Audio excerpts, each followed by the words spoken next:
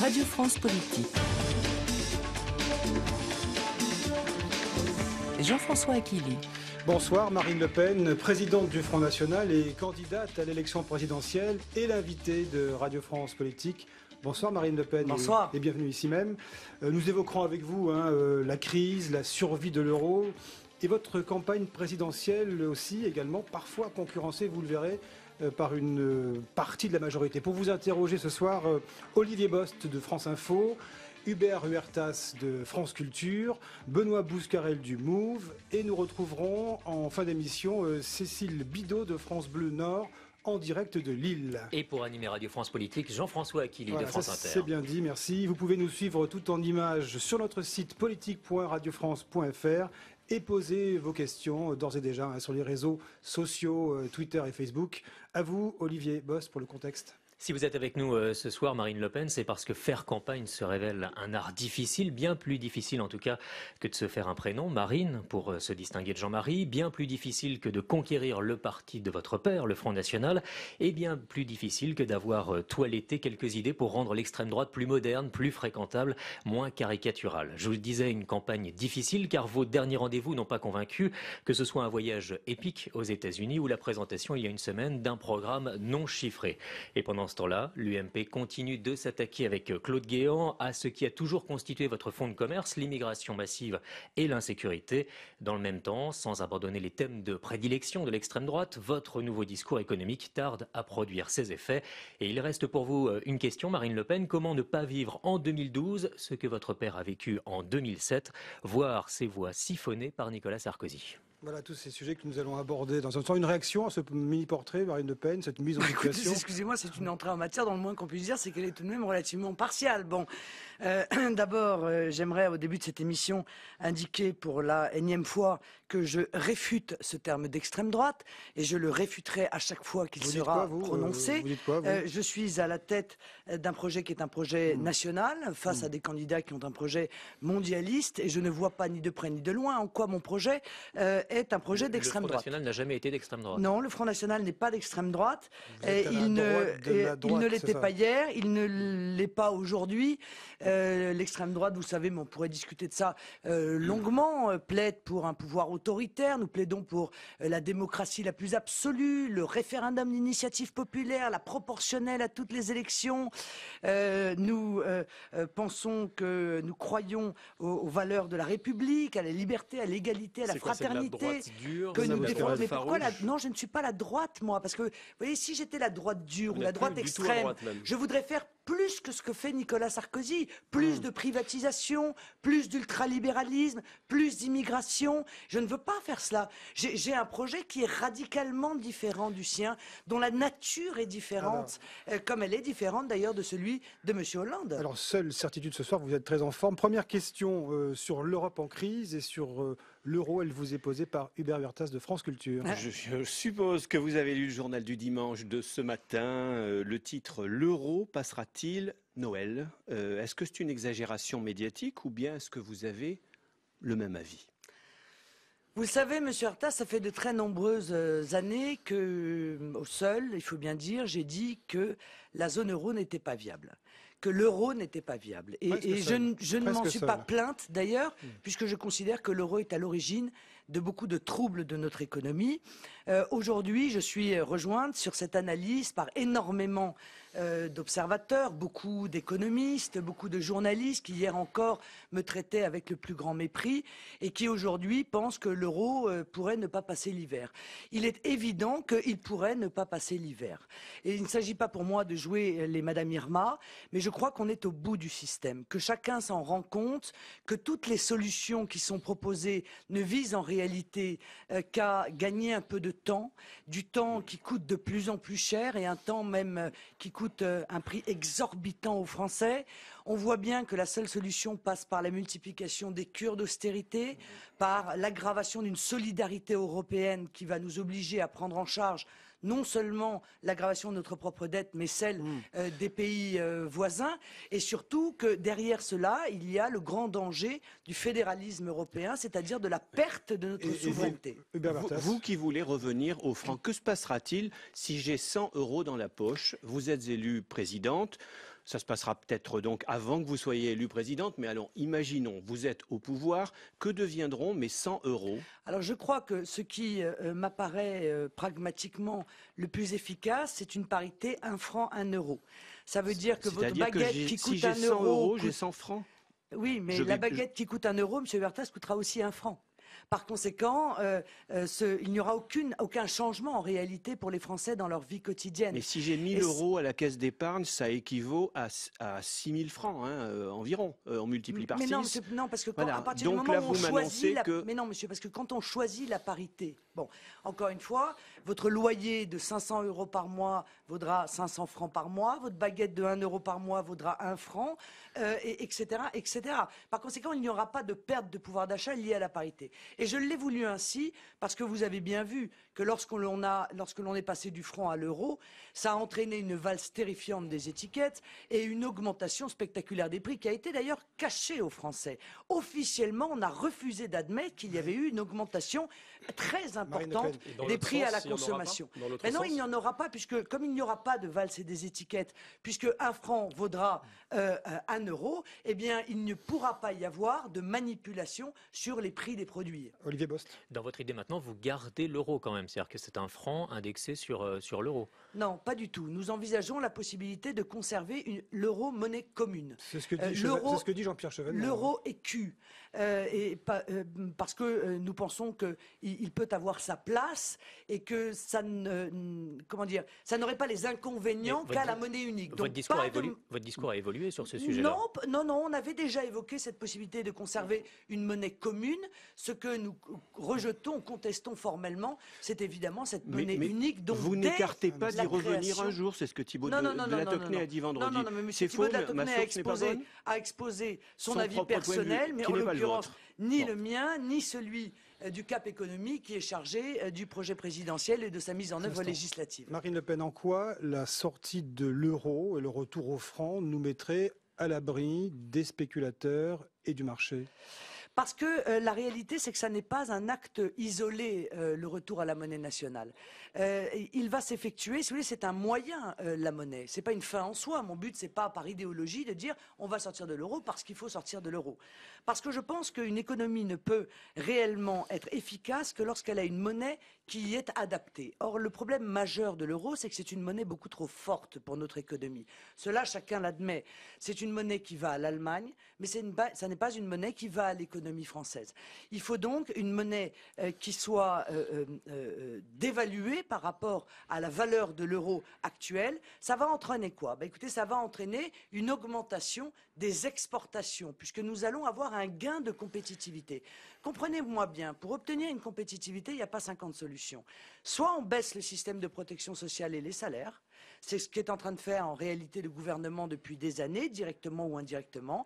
Soit on retrouve la maîtrise de la monnaie et on évalue notre monnaie à la hauteur de ce que notre économie nécessite pour pouvoir être compétitif. Donc, relance des exportations. Et une inflation également, parce qu'une dévaluation, ça entraîne forcément une inflation. Pas obligatoirement. En 1968, ça n'a pas été le cas. En 1968, il y a eu une dévaluation. Le contexte économique n'a rien à voir. Mais le contexte économique actuel est plutôt déflationniste. Donc, le grand danger aujourd'hui, ça n'est pas l'inflation pour l'instant, puisqu'on est quasiment dans un contexte déflationniste. Donc, je ne crois pas du tout que ça entraînerait, en l'occurrence, une inflation. J'ai déjà eu à répondre sur le sujet symbolique, mais il est intéressant, par exemple, du pétrole, où j'entends de la bouche de ministres, ce qui est quand même assez grave, j'entends dire que si on dévaluait de 20% l'euro, le pétrole coûterait 3 fois plus cher. Ceci, non mais permettez-moi d'aller au bout, est absurde. Pourquoi? Parce que dans le pétrole, 60% du prix du pétrole, ce sont des taxes. Et par conséquent, cette dévaluation de 20% ne porterait que sur 40% du prix de la matière brute. Ça ferait une augmentation de 5%. Mais que pèserait aujourd'hui la France, qui est un petit pays en termes démographiques, face à un géant comme la Chine? Non, la France n'est pas un petit pays. La France est une grande puissance économique. Une moyenne puissance économique face à la Chine. Mais si. C'est faux. C'est une grande puissance économique, mais qui n'a pas les moyens de sa grandeur. Voilà. Si aujourd'hui les États-Unis sont aussi puissantes, c'est aussi parce qu'ils ont le privilège exorbitant du dollar, et nous le savons tous Et bien. les États-Unis sont Il y a des surendettés, pays- Marine Non, Le mais Pen. monsieur, il y a des pays Ils sont qui se déflationnistes portent. et surendettés. Écoutez-moi, il y a des pays qui se portent beaucoup mieux que nous, qui sont plus grands, plus petits, plus nombreux, moins nombreux, etc., etc. Ça n'est pas un problème de taille, c'est un problème d'adaptation de la monnaie à l'économie qui est la nôtre. Et moi, je ne crois pas que la France soit un petit pays, je crois au contraire que la France a des atouts extraordinaires. Le problème, c'est que ces atouts ne sont pas utilisés parce qu'ils ont été tués par l'idéologie de l'euro. Alors Nicolas Sarkozy prononce jeudi prochain à Toulon de nouveau un discours sur la crise et sur l'Europe face à la crise, avec dans l'idée un meilleur partage de souveraineté économique entre les États européens. Est-ce que ce n'est pas là la meilleure solution finalement, aller, puisque l'Europe s'est imposée à nous, vers quelque chose de plus cohérent en matière européenne et de plus uni? Comme ces vilaines choses sont bien dites, le partage de souveraineté. Bien, les Français doivent savoir que le partage de souveraineté, c'est ni plus ni moins qu'un abandon total de notre souveraineté. Nicolas Sarkozy, pour sauver le dogme, pour refuser d'admettre qu'il a eu tort, lui et ceux qui ont construit l'euro, est prêt à vendre la liberté du peuple français. Nous ne pourrons plus décider à combien se monte notre budget. Ce sont les technocrates européens qui décideront à notre place. Nous ne déciderons plus de nos dépenses. Ce sont les technocrates européens qui décideront à notre place. Nous ne pourrons plus décider quelle forme prend notre système de protection sociale. Donc nous sommes condamnés Nous ne à rester pourrons plus petits, décider petits, de petits. notre fiscalité. C'est Bruxelles qui décidera de Marine notre Le Pen, fiscalité. Nous sommes condamnés à rester minuscules finalement. Non, mais c'est pire l'idée. que ça. Nous Ouais. aurons moins C'est ce que vous de dites. pouvoir que n'en a aujourd'hui une région française par rapport à l'État français. Eh bien, je ne vois pas pourquoi le président de la République est candidat à la présidentielle. Je pense qu'il peut être candidat à la direction d'une région. Parce qu'il est candidat à une présidentielle qui n'aura plus rien à voir avec la présidentielle telle que le général de Gaulle l'avait envisagée. François Barouin dit qu'il Benoît vaut mieux Boscarel. une perte de souveraineté plutôt qu'une dépendance au marché. Pour Ni répondre l'un à ni quoi l'autre. Voilà, vous voyez, ces élites sont toujours prêtes à se soumettre à quelque chose. Pas moi, Mais je réfute les les deux. marchés, vous n'y pouvez rien. Vous Si, n'allez j'y pas peux. enfermer la France avec une ligne Maginot. Ah non, mais j'y peux tout à fait. Votre protectionnisme national, parce que vous ne voulez pas, vous, d'un protectionnisme européen. Bon, c'est dans la continuité de la question de Jean-François. Mais est-ce que clairement, dans le monde tel qu'il fonctionne aujourd'hui, où les pays, avec les mouvements qu'il connaît, est-ce que cela est viable au XXIe siècle? Vous l'imaginez, votre France, derrière ses frontières, entièrement Attendez, fermée, là. comme Oui, une non, mais Albanie? oui, mais là, vous êtes en train de me décrire l'autarcie. C'est pas l'autarcie, moi, mon projet. Mon projet, c'est... Elle fonctionne comment? Mon Alors, projet, c'est comment la il protection. fonctionne votre Mais comment protectionnisme fonctionne national? Mais écoutez, monsieur, comment fonctionnent tous les pays du monde à part l'Europe? Voilà, exactement de la même manière. C'est-à-dire que tous les pays du monde mettent des protections à leurs frontières, protègent des secteurs économiques. Les États-Unis ont mis il y a quelque temps des droits de douane sur l'importation des pneus chinois parce qu'ils veulent protéger leur secteur économique de construction, de production de pneus. Lorsqu'on exporte en Chine, il y a des protections aux frontières que mettent en œuvre les Chinois. Et pour répondre à votre question tout à l'heure, ni soumission totale au marché financier, ni perte de souveraineté. Parce que qu'est-ce que je veux faire? Et c'est l'élément presque central de mon projet. Je veux rendre à la Banque de France sa prérogative de prêter au Trésor sans intérêt. C'est ainsi que ça fonctionnait avant la loi de 1973. Or, en 1973, on a décidé Ce serait un retour de d'obliger la 30 ans en arrière, France... alors que le monde a changé, Marine Le Pen. Non, C'est ça le problème. tous les pays font ça. bon. D'obliger la France à aller emprunter sur les marchés financiers. Regardez la Grande-Bretagne. La Grande-Bretagne a la maîtrise de sa monnaie. La Grande-Bretagne a une banque qui dirige sa monnaie. Bien. Eh bien, la Grande-Bretagne, aujourd'hui, elle emprunte sur les fameux marchés financiers à un taux d'intérêt inférieur à l'Allemagne, dont pourtant l'on nous dit que c'est le summum de la bonne gouvernance. Marine Le Pen, donc on l'a bien compris, vous êtes, vous, pour une vision plus souverainiste, un retour au franc, un retour en arrière. C'est ce qui vous différencie d'ailleurs de l'UMP et de la majorité actuelle. Je vous propose d'écouter sur un tout autre sujet ce que dit Claude Guéant, le ministre de l'Intérieur, qui fait fortement aujourd'hui campagne, si je puis dire, qui est sur le terrain sur les questions qui qui relèvent de sa compétence, à savoir l'insécurité et l'immigration. Ce qu'il dit de cette concurrence qui existerait entre le Front National et l'actuelle majorité. On écoute Claude Guéant. C'était Les ici même. objectifs que nous poursuivons sont plus amples et plus nobles, si vous me permettez. Nous avons une conception en matière d'immigration. Notre conception, c'est le refus du communautarisme. Partout, je constate qu'il y a une très forte préoccupation. Si des personnes qui se sont éloignées des partis républicains vers le Front National, parce qu'elles étaient déçues, se tournent vers l'UMP, qui est représenté par le gouvernement, eh bien je trouve que tous les démocrates devraient s'en Donc féliciter. c'est dit clairement. C'est dit clairement. Il Et y a ça eu- ne signifie en rien une connivence de quelque nature ni de quelque degré que ce soit avec le Front National. Voilà, Claude Guéant, ici même, à votre place, il y a une semaine. Marine Le Pen, est-ce que vous ne pensez pas qu'il pourrait y avoir cette année encore, ou du moins en 2012, le même phénomène qu'en 2007, à savoir un siphonnage de votre électorat par la majorité sortante? Bah écoutez, ça prouve que la majorité n'a pas beaucoup d'imagination parce qu'ils ne refont le coup de 2007. Ils pensent probablement que les Français ont la mémoire courte et qu'après tout, ils peuvent retenter de jouer le même film sans que les Français s'en rendent Ou le compte. vote utile, peut-être. Mais M. Guéant a dit ce matin qu'il y avait 200 000 étrangers légaux qui rentraient par an en France et que c'était beaucoup trop et qu'il y avait beaucoup trop d'immigration. Alors je suis assez contente quand j'entends M. Guéant parler, moi, parce qu'en réalité, il fait le bilan de Nicolas Sarkozy et ce bilan est épouvantable en matière d'immigration et de sécurité. À chaque fois qu'il prend la parole, c'est pour expliquer Mais tout ce qu'il n'a pas fait pendant 5 ans. Les deux sujets ne sont pas forcément mêlés. Ah, oui, mais enfin, ils peuvent l'être aussi. Mais en l'occurrence, il nous a expliqué qu'il y avait une explosion du droit d'asile sous son règne. Merci, on avait remarqué, j'ai été la première à le dénoncer. Et on ne voit pas bien, très honnêtement, pourquoi il ferait demain ce qu'ils n'ont pas fait depuis 5 ans. Donc il faut rappeler à M. Guéant que c'est lui qui a les manettes, hein, et que donc il ne peut pas nous expliquer que tout a été fait en dépit du bon Mais sens et qu'est-ce que vous les feriez- résultats qu'est-ce que sont vous feriez pitoyables. de plus vous-même si vous Mais je le étiez- ferai. Mais vous feriez quoi? Mais je fais, monsieur, je ferai passer Mais quoi en un quinquennat de 200 000 entrées légales par an à 10 Mais 000 comment par vous an. faites Mais Techniquement. monsieur, je ne donne plus les autorisations. Enfin, écoutez, c'est encore la toute petite liberté qui nous reste dans notre pays. L'immigration, autant la crise, ils peuvent essayer de s'en défausser sur l'Union européenne. Certaines personnes y croiront, même si elles ont tort. Autant l'immigration, ils ne peuvent pas dire que c'est les autres. C'est nous qui avons la maîtrise de l'immigration dans notre pays. Je supprimerai le droit du sol, parce que je pense que c'est une pompe aspirante.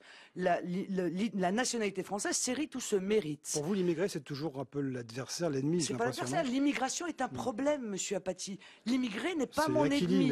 mais- Je n'attaque pas les personnes, moi. Qu'aujourd'hui, il n'y a plus une seule formation politique qui vient nous dire que l'immigration est une chance pour la France. Je le crois, à part peut-être Madame Eva Joly et ses lunettes rouges. Bon, c'est un problème politique, c'est un problème économique, c'est un problème identitaire. On Donc peut vous toujours souhaitez, essayer de jouer finalement, l'autruche. que ce soit en matière d'immigration, d'économie, vous souhaitez une France, si je puis dire, de jadis, hein, Non, repliée monsieur sur elle-même, Apathy. qui savait que... Je veux Ouais. une France Et de- qui maîtrise Bah. les leviers. Je veux rétablir une autorité dans notre pays. Il n'y a pas d'autorité sans maîtrise des frontières, sans maîtrise Et du vous mettez quoi, système des policiers bancaire, partout, des sans militaires, comment ça maîtrise, marche sans maîtrise des abus et des dérives qui sont Mais commises. votre loi du sang, elle C'est la s'appliquerait à quelle France? Puisque le sang de la France est déjà mêlé par des générations et des générations d'immigration. Voilà, Elle est c'est- diverse, la France, Écoutez, non? c'est simple. La Moi, je nationalité m'appelle Huertas, française, par exemple. oui, mais d'accord, il y a énormément de Français qui Oui. sont d'origine étrangère. Qui Le s'appelle problème n'est Huertas. pas là. Ah, oui, mais La est-ce que nationalité c'est pas française contradictoire avec une loi du sang demain s'héritera ou se méritera. Ça veut dire qu'on pourra être naturalisé sous un certain nombre de conditions, effectivement, que je rendrai plus difficile, parce que je crois qu'aujourd'hui, l'acquisition automatique de la nationalité a des effets éminemment pervers, ou alors on est français quand un des deux de nos parents, ou les deux, évidemment, a fortiori, sont français. C'est comme cela que ça fonctionne, d'ailleurs, encore une fois, dans beaucoup d'autres pays du monde. Hein. Olivier Mais, Bost. pardonnez-moi, mais que ce soit sur l'immigration, sur la sécurité, sur la laïcité, sur l'évolution même de la justice, quand vous voulez parler des victimes avant les délinquants, etc., finalement, vos idées sont plus proches que jamais que celles de l'UMP, ou le contraire peut-être. En tout cas, c'est compliqué pour vous aujourd'hui Enfin, d'être monsieur, vous plus voyez audible pas- sur ce Non, sujet-là. mais écoutez, monsieur, vous voyez pas que l'UMP nous mène en bateau depuis Ah, 5 mais vous ans. parlez de la même chose. Non mais ils parlent de la même chose que moi à chaque fois qu'une élection se profile, parce qu'ils voient bien que leurs électeurs ont été trahis, qu'ils sont trompés et qu'ils se détournent de l'UMP. Alors brutalement, 5 mois avant l'élection, eh bien on se met à agiter l'immigration, l'insécurité. Vous savez comment ça s'appelle au lycée, ça, du bachotage?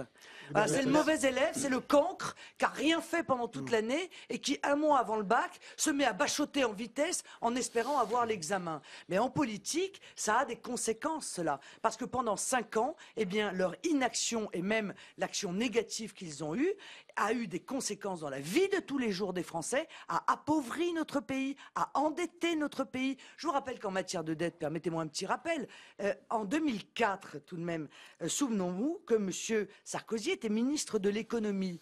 La dette était de 1000 milliards. Elle est de 1700 milliards aujourd'hui. La même question, Hubert pardonnez-moi, la même question qu'Olivier Bost, mais posée différemment. Reformulée donc. Oui, Ouais. et sur un sens plus politique, disons. Supposons que vous soyez élu, vous gouverneriez avec quelle majorité et donc avec qui aujourd'hui Monsieur, avec la majorité que les Français me donneront, dans le cadre d'une élection Soyez plus précise. que je veux à la proportionnelle. Il y aurait de l'UMP, Parce que- il y aurait qui? Mais j'aurai d'abord les miens, permettez-moi, quand même. Bien Tous sûr. les gens. Ben oui, d'accord. Si vous êtes élu, il y aura forcément des vôtres. Mais c'est bien pas gentil seulement. de l'admettre, parce que ça n'a pas toujours été comme ça, puisqu'il n'y a pas de représentants aujourd'hui du Front National à l'Assemblée nationale, ce qui reste un scandale mondial. Bon, mais ça, Mais c'est qui un autre seront vos problème. alliés? Vous savez qu'en politique, formule de Raymond Barre, on ne choisit pas ses amis, on désigne ses ennemis. Alors avec qui ne gouverneriez-vous jamais? Vous voyez, monsieur, ça, je ne gouvernerai pas avec tous ceux qui portent la responsabilité de la situation dans laquelle est notre pays depuis 30 ans. Je pense, comme Einstein, qu'on ne règle pas les problèmes avec ceux qui les ont créés. Je gouvernerai donc, et je demanderai au peuple français de me donner une majorité à la proportionnelle. Parce que la proportionnelle, c'est non seulement les Français sont entendus, mais chaque Français est entendu. Chaque Français se verra reconnu le droit d'être représenté, même s'il est d'extrême gauche, NPA. Cette idée proportionnelle, elle est dans l'accord vert PS. Vous pensez qu'en cas de victoire des socialistes, donc vous rentrerez à l'Assemblée nationale? Oui, mais je ne crois pas aux promesses de campagne. Permettez-moi, je suis payé pour le savoir. Cette proportionnelle, c'est le serpent de mer. Ça fait Les socialistes maintenant l'ont depuis fait 1900. dans le passé. Non, Votre ça père fait- est rentré à ça l'Assemblée nationale en ça 1986, fait depuis si mille- je me souviens. Pas la C'est ça. première fois, la deuxième fois. Hein. Ça fait 25 ans, Monsieur Huertas. 25 ans. Ça fait 25 ans qu'il n'y a plus de proportionnel dans notre pays et qu'une part de plus en plus importante des Français n'est pas représentée à l'Assemblée nationale. Si vous trouvez que c'est un Donc vous fonctionnement êtes en train démocratique d'induire normal, que le Parti moi je ne le socialiste crois va pas. remporter l'élection l'année prochaine. Hein. Pardon ? Vous êtes en train d'induire là que le PS va remporter l'élection l'année prochaine. Absolument pas. Oui. Vous me dites que je dois me réjouir qu'il existe dans le quel que soit projet du Parti socialiste la proportionnelle. Je ne crois plus aux promesses de ces quel que gens-là soit le mode de qui ont scrutin. gouverné depuis 25 ans les uns avec les autres, les uns après les autres, et qui en réalité modèlent les lois, non pas en fonction Et de quel que soit l'intérêt le- général, mais de leur intérêt Et particulier. quel que soit le mode de scrutin, serez-vous candidate aux législatives? Mais je serai candidate aux élections législatives si je ne suis pas présidente de la République. Or, je fais tout pour l'être au cas où vous ne l'auriez pas remarqué. Marine Le Pen, avant de laisser la parole à Benoît Bouscarel pour notre séquence Génération, une question purement dans l'actualité. Hein. Dans l'affaire Dominique Strauss-Kahn, êtes-vous vous aussi partisane de la théorie du complot dans cette affaire? Non, mais moi, écoute, j'ai été la première, là encore, j'ai été brocardée à dire que Dominique Strauss-Kahn avait un problème majeur dans ses relations avec les femmes, qu'il avait une relation pathologique aux femmes. Je crois que tout, en l'occurrence, m'a donné raison. Pour le reste, les épisodes qui amusent beaucoup la presse, je crois, n'amusent pas les Français. Le problème essentiel, c'est Donc que pas de cet complot, homme, alors. qui a un fonctionnement pathologique, avait été choisi par la moitié des partis français qui s'apprêtaient à le faire élire président de la République. Je pense que tous ces gens-là devraient aujourd'hui s'excuser à genoux devant les Français de leur avoir fait prendre ce risque-là. Donc pas de Mais complot. Donc l'autre moitié n'a pas cherché à le faire tomber. J'en sais rien, je sais pas. Enfin, Les en tout cas, informations- si quelqu'un a cherché à le faire tomber, c'est pas moi toujours. Les informations, on verra si ce sont des informations ou des rumeurs. En tout cas, ce qu'un journal américain sérieux a priori publie ne vous intéresse pas. Là, il ne s'agit pas de ce qui s'est passé dans la Chambre, mais en gros, ce qui s'est passé autour de la Chambre. Oui, c'est Monsieur, l'enquête, ça ne quoi. m'intéresse pas et ça ne m'a jamais intéressé. Ce qui m'intéressait, c'était que tout le monde savait que cet homme avait, encore une fois, avait des relations pathologiques aux femmes et pouvait être un harceleur sexuel, et qu'ils ont fait fi de cette information parce qu'ils avaient intérêt par électoralisme, à faire monter quelqu'un qui est éminemment dangereux. Voilà, et je trouve que c'est une irresponsabilité de leur part et qu'ils devraient, encore une fois, présenter leurs excuses aux Français. Radio France Politique, il est 18h34. Radio France Politique. En direct sur France Inter, France Culture et le Move. Et Benoît Bouscarel du Move, pour sa séquence Génération, vous avez 6 minutes, pas plus, hein, vous interroge, je plaisante, sur le programme en matière de culture. Oui, Marine Le Pen, vous écrivez sur votre site internet au chapitre de vos propositions en matière culturelle que des menaces pèsent sur la vie culturelle française. De quoi parlez-vous ? D'abord, je pense que la vie culturelle française, comme d'ailleurs d'autres secteurs de la politique, s'est faite entre élites.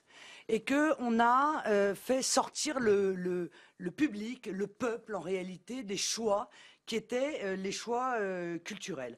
Entre copains, on s'accordait tel ou tel passe-droit. Les nominations se faisaient entre amis. Elles ont d'ailleurs été contestées par le monde même d'ailleurs de la culture. Or, je crois qu'il faut faire rentrer le public à nouveau dans l'espace culturel. Donc, alors ça veut dire... une politique de la demande, hein, c'est ça pour la Je veux qu'on en tienne compte. Je pense que la culture, c'est aussi un rapport à celui qui en bénéficie. Je suis désolée, ça paraît absurde, évidemment, à certains cercles, mais c'est pourtant une évidence. C'est pour ça que je veux... pas la liberté de création, ça Non, mais au contraire, monsieur. La liberté de création, c'est la liberté pour tous de créer, pas uniquement pour les copains du pouvoir. Or, nous avons fait un certain nombre de propositions, faire entrer notamment les associations, susciter la création d'associations du public pour les faire rentrer dans les conseils d'administration des institutions culturelles. Je pense qu'il faut que les subventions soient liées aussi un peu plus aux recettes propres, parce qu'après tout, il faut bien que l'œuvre rencontre son public pour que l'argent public puisse venir à son soutien. Ce qui aide pas à la démocratisation, ça. Mais nous avons plaidé pour la multiplication des salons des indépendants, justement pour pouvoir donner leur chance à tous les artistes et pas uniquement à ceux qui sont dans des cercles de copinage, ce qui est objectivement le cas aujourd'hui. Avec un budget important. Je pense qu'il y a aussi un problème.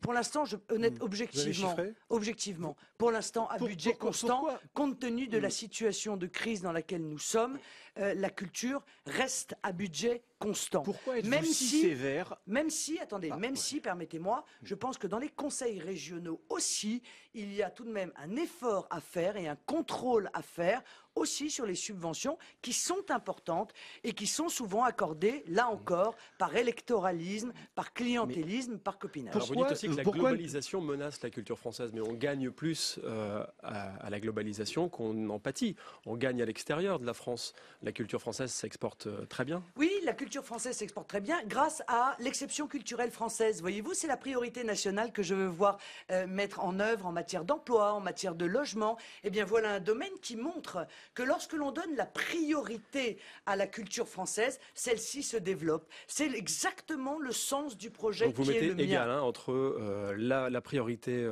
nationale et l'exception culturelle française. Pourtant, bien la culture, c'est du brassage. Mais c'est exactement le même concept. Plus que dans toutes les autres matières politiques, c'est le brassage qui fait la richesse. Non mais attendez. Je crois que vous vous trompez. Que nous puissions être une plateforme culturelle.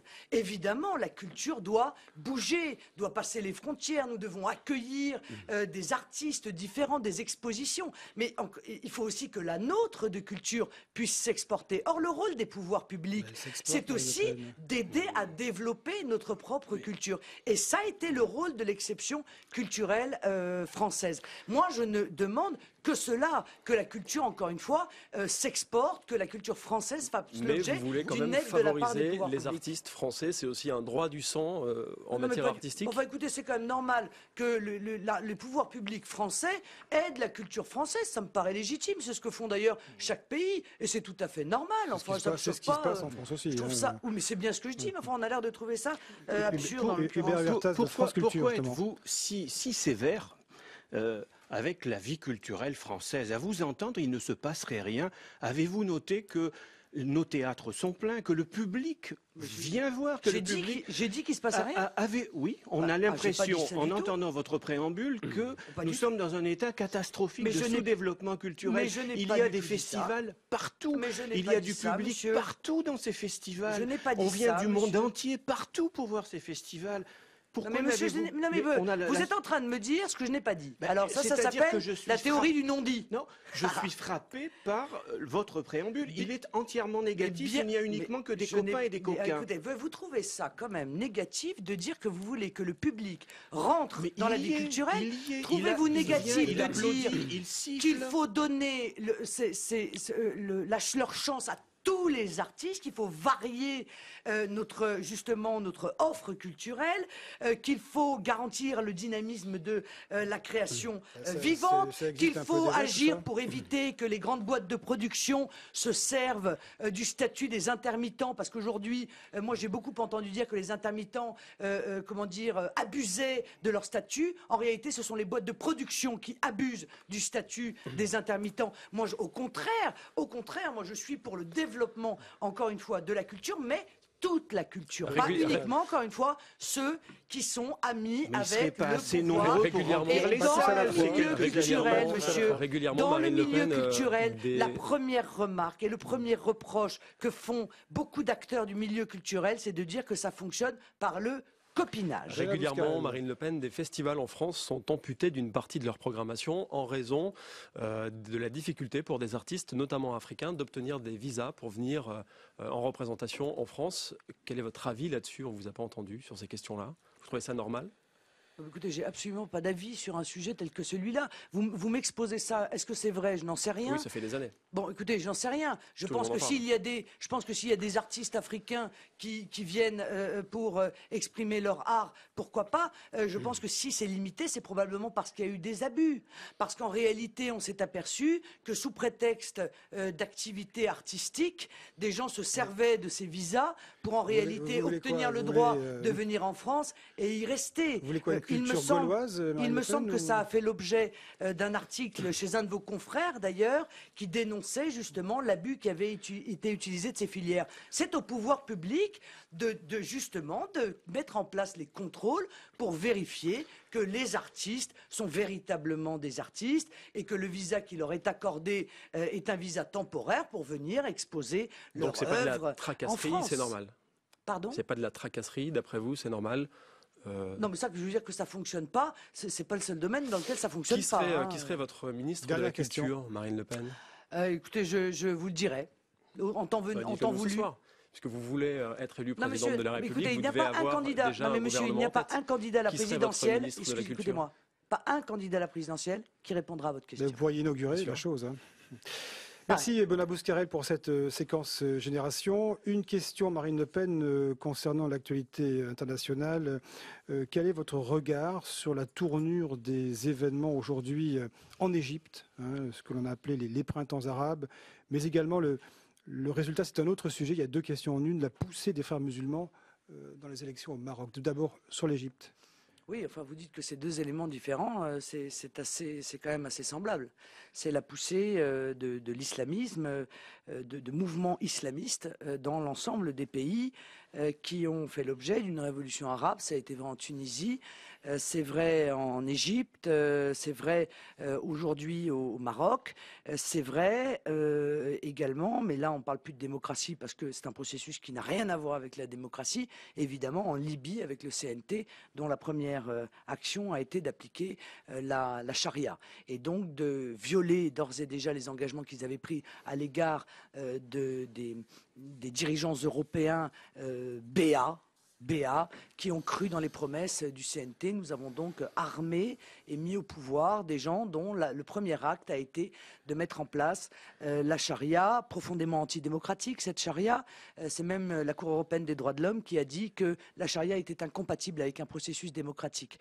Le moins qu'on puisse dire, c'est que cet échec-là pèse sur les épaules de M. Juppé et il pèse bien entendu très lourdement sur les épaules de M. Sarkozy, qui portera dans sa conscience, sur sa conscience, la manière dont le peuple libyen et notamment les femmes libyennes vivront demain sous le joug des islamistes fondamentalistes. Vous regrettez les régimes précédents? Oh, je n'ai pas à regretter les régimes précédents. Ce que je regrette dans les régimes précédents, qui étaient des régimes totalitaires, hein, c'est la laïcité.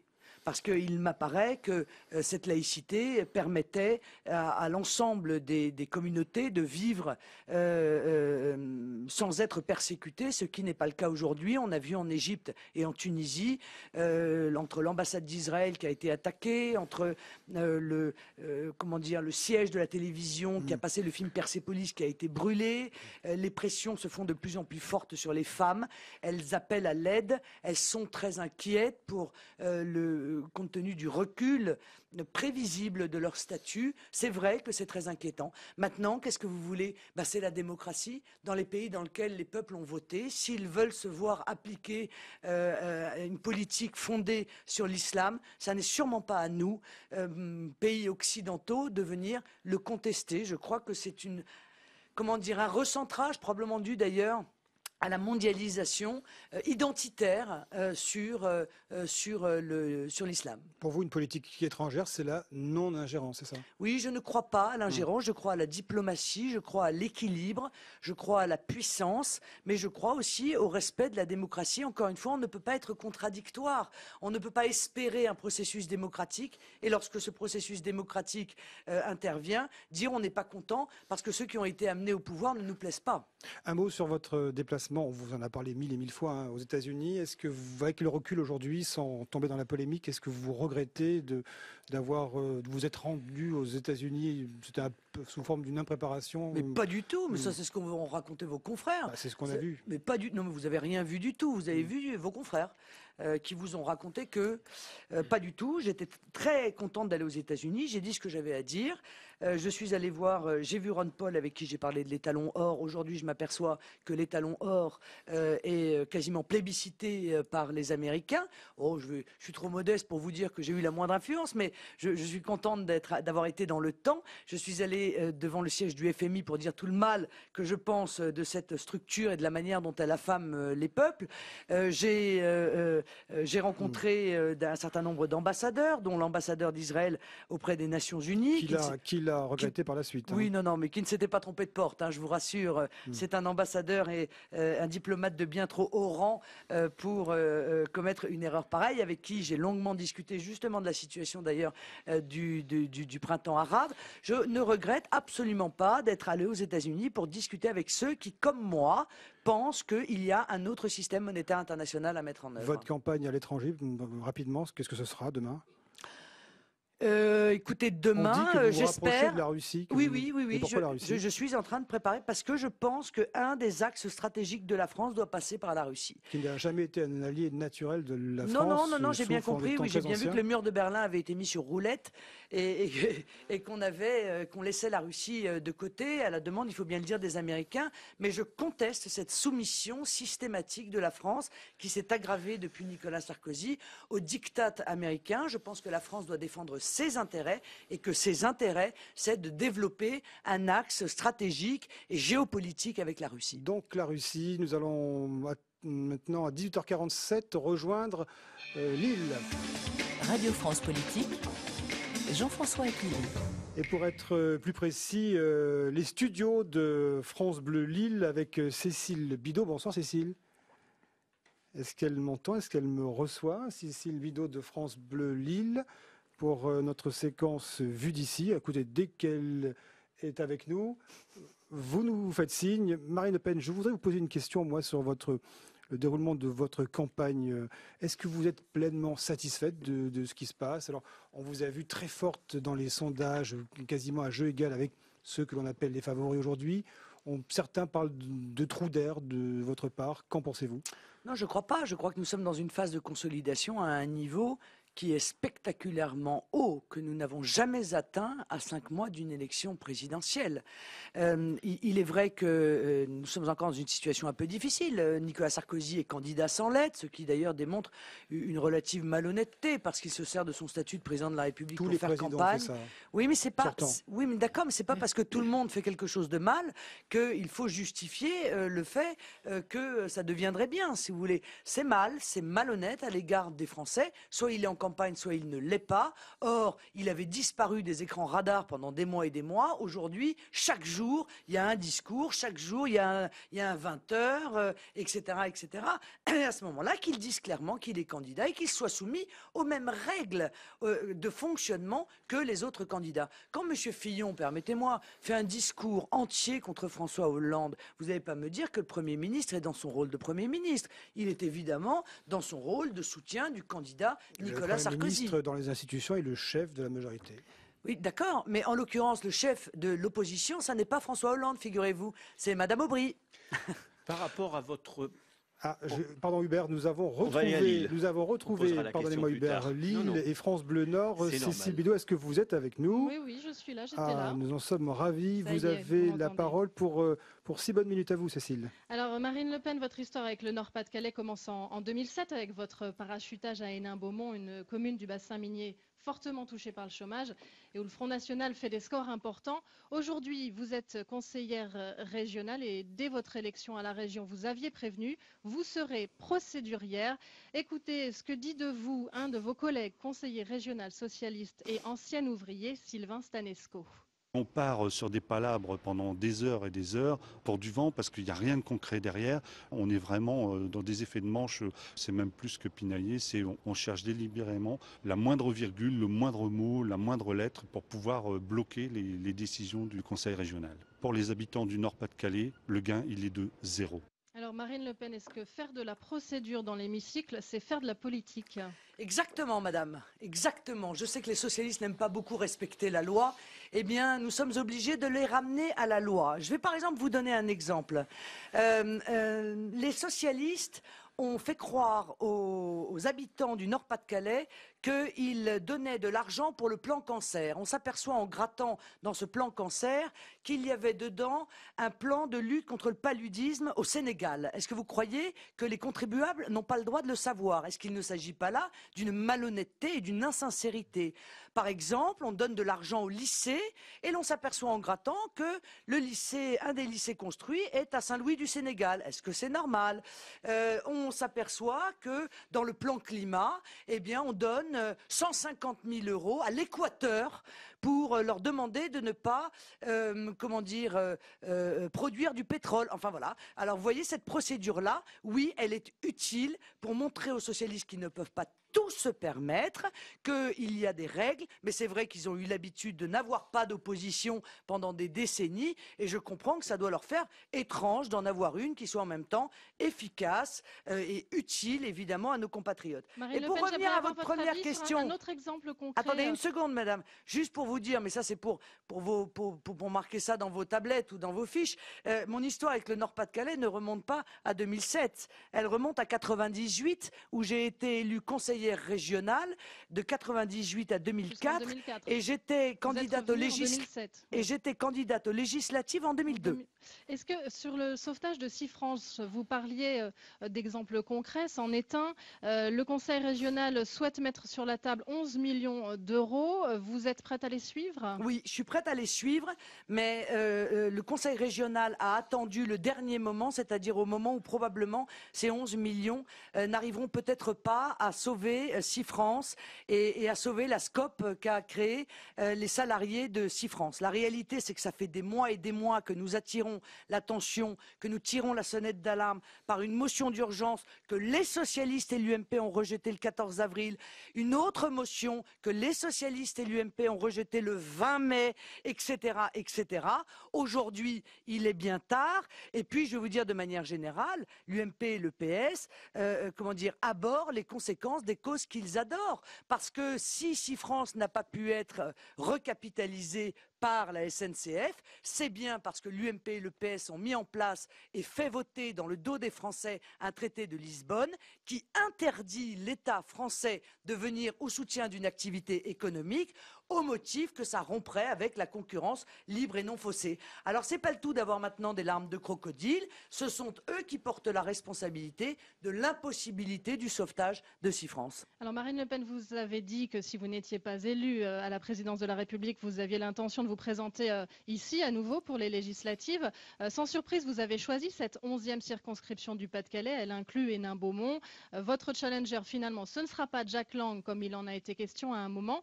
Et le Parti socialiste, il faut bien le dire, continue de se déchirer face à vous. Pour l'instant, ils sont 3 à briguer l'investiture, dont le sortant Albert Facon. Marine Le Pen, pour vous, Hénin-Beaumont, c'est un boulevard? Ce sera la dernière question de France Bleu Nord. Non, mais je ne vois pas du tout ça comme ça. Je pense que Hénin-Beaumont est le symbole des échecs de ceux qui nous ont gouvernés pendant 30 ans.